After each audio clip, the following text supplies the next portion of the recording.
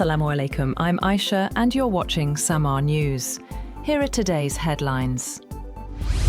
USN and Iranian forces have clashed in the Gulf, and the UAE came under renewed attack, endangering a month-old ceasefire and shaking hopes for a diplomatic solution to the crisis.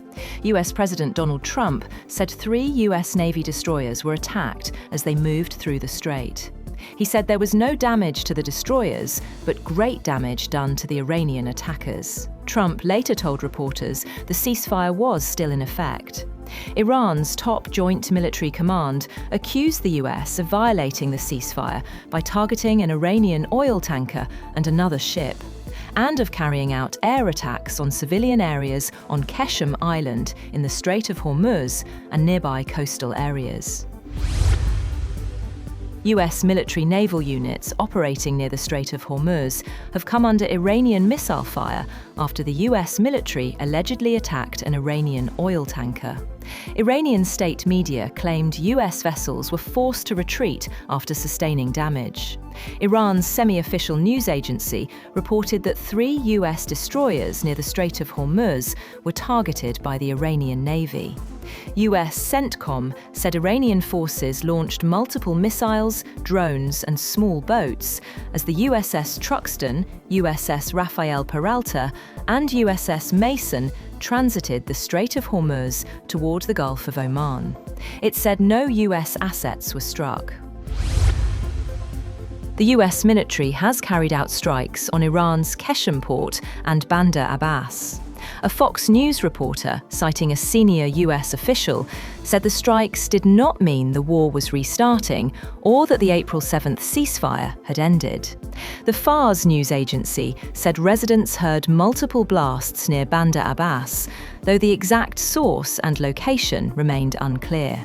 It later reported that parts of the commercial section of Bahman Pier were hit during what it described as an exchange of fire between Iranian armed forces and enemy forces. Meanwhile, Iran has seized the oil tanker Ocean Koi in the Gulf of Oman over an alleged attempt to disrupt Iran's oil exports. Iranian state media said the Barbados-flagged tanker was carrying Iranian oil and was trying to harm and disrupt oil exports by exploiting regional conditions. According to state media, the oil tanker, which has been under US sanctions since February, was escorted to the southern coast of Iran and handed over to the judicial authorities. Israeli Prime Minister Benjamin Netanyahu has said that there is no immunity for Israel's enemies, a day after the Israeli military targeted a Hezbollah commander in its first strike on Beirut's southern suburbs since a ceasefire declared last month.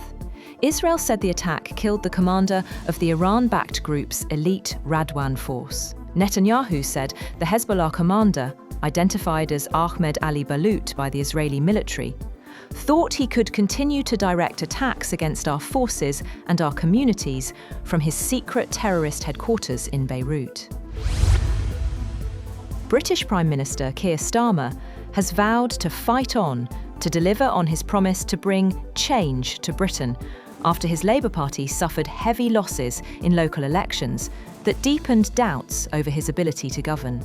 Just under 2 years after winning a landslide national election, Starmer saw voters punish his Labour government, dealing it a blow in some of its traditional strongholds in former industrial regions in central and northern England.